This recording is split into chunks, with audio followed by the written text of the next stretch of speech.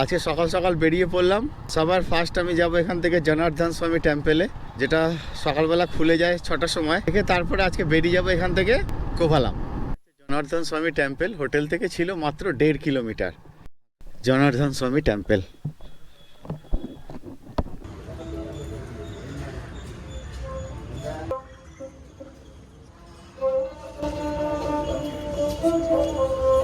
এইগুলোতে সব প্রদীপ জ্বালানো হয়, ভালো করে খেয়াল করো। সব কটাতে এখন প্রদীপ জ্বলবে, হিউজ লাগবে সব কটাই। দেখো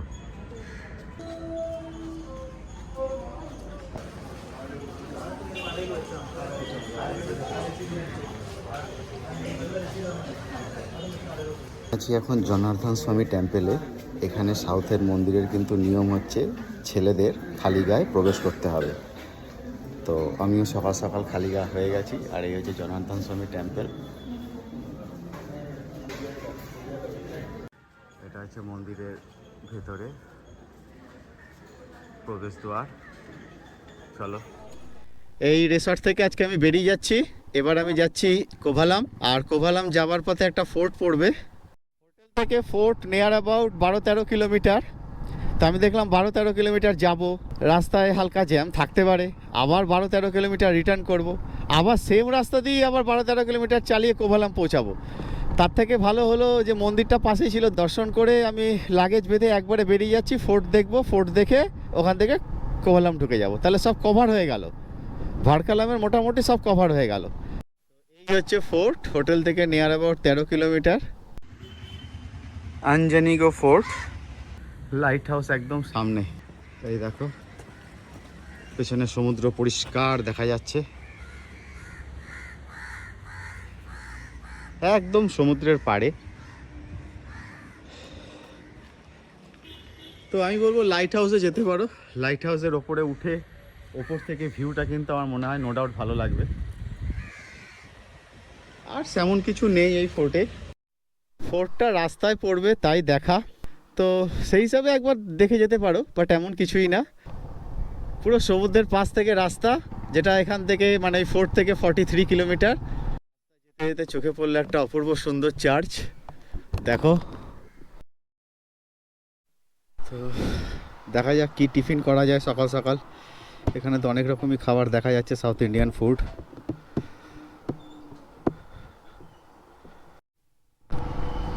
তো কোভালামের একদম কাছে আমি চলে এসেছি। দেখো দেখাচ্ছে কোভালাম বিচ 1.5, আর এরপরে কন্যাকুমারী 78। এটা আমার রুম, আর পরিষ্কার সি বিচ দেখা যাচ্ছে।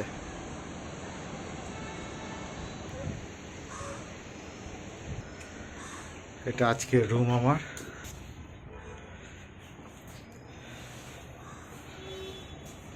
তো আমি আছি এখন কোভালামে। আর এটা হচ্ছে আমি যে রিসর্টটাতে আছি কোভালামে, সেই রিসর্টের ছাদ থেকে ভিউ। সামনে যেটা দেখতে পাচ্ছ এটা আরবিয়ান সি, আর এই রাস্তাটা হচ্ছে সি বিচ যাওয়ার রাস্তা।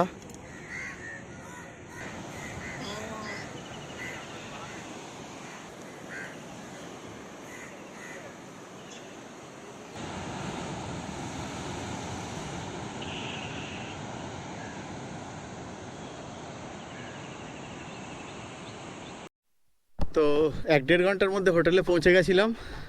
পৌঁছে গিয়ে রুমে সব লাগেজগুলো রেখে দিলাম। রেখে এবার আমি এখন যাব পদ্মনাভী স্বামী টেম্পেলে।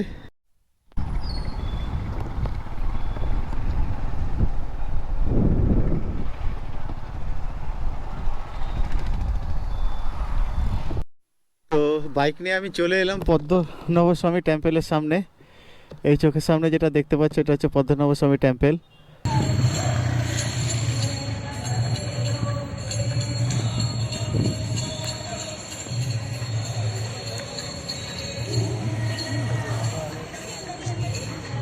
দর্শন করে এলাম, দর্শন হয়ে গেল, খুব ভালো দর্শন হলো। যেটা বলি সেটা হচ্ছে পদ্মনাভী স্বামী টেম্পেলে তুমি নিজের ড্রেস পরে ঢুকতে পারবে না, এখানে ড্রেস কোড মাস্ট। পদ্মনাভী স্বামী টেম্পেল যাওয়ার আগে আমি যে ড্রেস পরে এসেছিলাম সেই ড্রেসগুলো এখানে ক্লক রুম আছে, এখানে রেখে দিয়েছিলাম। আর এখানে ড্রেস রেন্টে পাওয়া যায়, 50 টাকা করে, 100 টাকা দুটো নিল। তুমি কিনেও নিতে পারো, বাট আমি রেন্টে নিলাম 100 রুপিস। আর 50 টাকা নিলে আমার হেলমেট, ব্যাগ, আমার ড্রেস ফ্রেসগুলো রাখার জন্য, মোবাইল রাখার জন্য এরপরে আর মোবাইল অ্যালাউ নেই।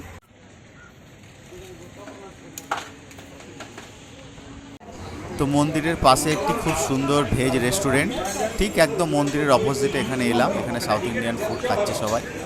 তো চলো আমিও কিছু বসে খেয়ে নিই এখানে, দুপুরের লাঞ্চটা এখানেই সেরে নিই। এখানকার জলের কালার নর্মাল জল, যে কোনো হোটেলে রেস্টুরেন্টে খাচ্ছি এরকম জল, জলটা হালকা গরম। আর এরকম যেসব জায়গায় ভেজ অ্যাভেলেবেল সেই জায়গাগুলোতে। 4:30 বেজে গেল পদ্মনাভস্বামী টেম্পল দর্শন করতে।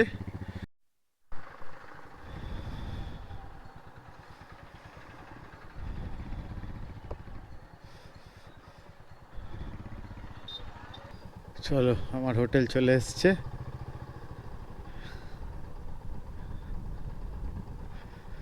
তো আমি আছি এখন কোভালাম বিচে। এটা হচ্ছে আজকে 31st নাইট। কোভালাম বিচকে খুব সুন্দর সাজিয়েছে। এটা হচ্ছে কোভালাম বিচ, এরপরেই হচ্ছে কন্যাকুমারী। আর এখান থেকে মাত্র 90 কিলোমিটার, যেটা আমি কালকে ঢুকে যাব, কি 85 কিলোমিটার। কেরালার লাস্ট বিচ।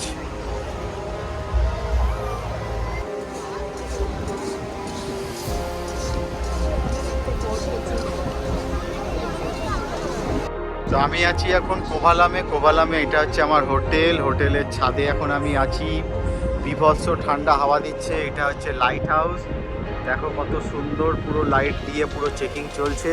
এরপরে সামনে কন্যাকুমারী আর 80 কিলোমিটার। আর আজকে যেহেতু 31st নাইট, বিশাল অনুষ্ঠান হচ্ছে। এখন প্রায় 10টা বাজে।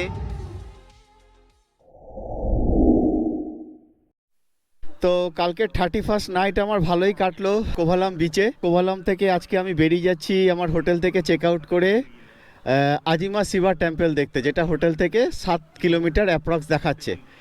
এরপরে আজকে চলে যাব আমি কন্যাকুমারী। আজকে হচ্ছে জানুয়ারি মাসের 1 তারিখ, মানে 1 জানুয়ারি 2026, যেটা নিয়ার অ্যাবাউট 80 কি 85 কিলোমিটার অ্যাপ্রক্স হবে। কেরালা বাইক ট্রিপ আজকে শেষ হলো আমার।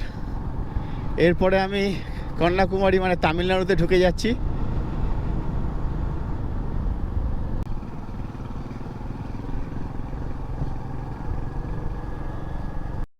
তো ভাই চলে এসেছি আমি, চোখের সামনে Azima Shiba temple.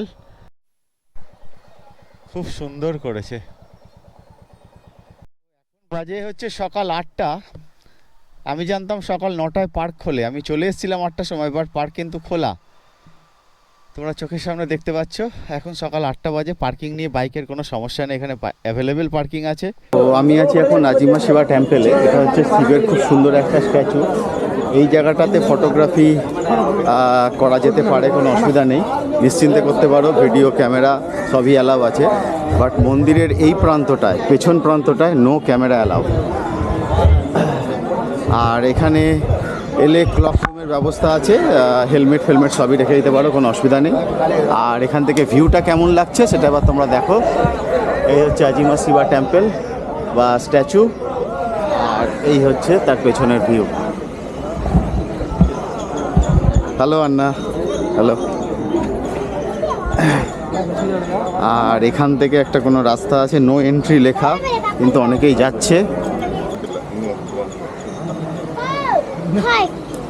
High,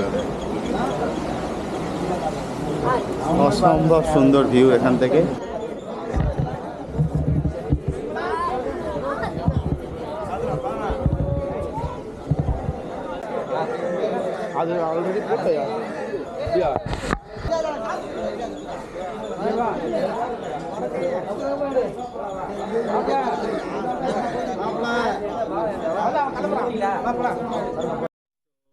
Azima Shiba temple দেখে এবার আমি এখান থেকে এক্সিট হয়ে যাচ্ছি। এবার আমি যাব হচ্ছে এখান থেকে কন্যাকুমারী। কেরালা বাইক ট্রিপ আমার এখানে শেষ হলো। 14 দিন আজকে চলছে। কলকাতা থেকে বেরিয়েছিলাম, আজকে 14 ডেজ। আর আজকে সব থেকে বড় কথা, আজকে হচ্ছে 1 জানুয়ারি 2026। আমি চলেছি কেরালা টু কন্যাকুমারী। তো চলো বেশি বক বক না করে যাত্রা শুরু করা যাক। তো এবার আমি আস্তে আস্তে এখান থেকে এক্সিট হয়ে যাচ্ছি। এবার তোমাদেরকে রাস্তাটা দেখাবো। কতটা উপরে উঠতে হবে এবার।